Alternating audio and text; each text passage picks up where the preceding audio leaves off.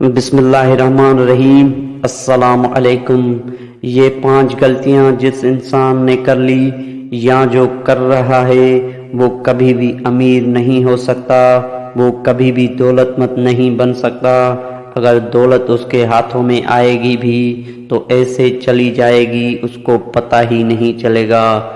آج آپ کو 5 بہت ہی اہم غلطیاں بتائی جا رہی ہے جن کو کبھی بھی اپنے گھروں میں مت کیجیے گا، ورنہ آپ کے پاس آیا ہوا پیسہ بھی برباد ہو جائے گا اور آپ غریبی میں ہی مبتلا رہیں گے۔ کیا آپ جانتے ہیں کہ آپ کے غریب ہونے کی کیا کیا عادتیں ہیں جس کی وجہ سے آپ کے پاس پیسہ نہیں ٹکتا، ادھر ادھر خرچ ہو جاتا ہے؟ کچھ ایسی غلطیاں ہوتی ہیں جن کے کرنے سے انسان کبھی دولت مند نہیں بنتا، غریب ہوتا چلا جاتا ہے۔ تو سب سے پہلے نمبر پر بات کرتے ہیں، کھانا کھانے وقت کھانا مت چھوڑیں۔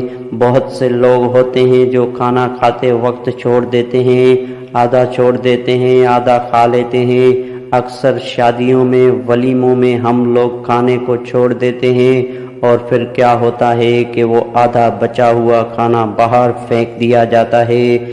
اپنے گھروں میں جب بھی کھانے کا استعمال کریں تو صرف اتنا کھانا استعمال کریں جتنا آپ کو چاہیے، اور یہ پیارے آقا صلی اللہ علیہ وآلہ وسلم کی سنت بھی ہے، کیونکہ جب آپ زیادہ کھانا ڈال کر آدھا کھا لیں گے، آدھا چھوڑ دیں گے تو ایسا کرنا گھر میں بے برکتی کی وجہ بنتا ہے، رزق اور دولت گھر نہیں آتا اور غریبی کا سامنا کرنا پڑتا ہے۔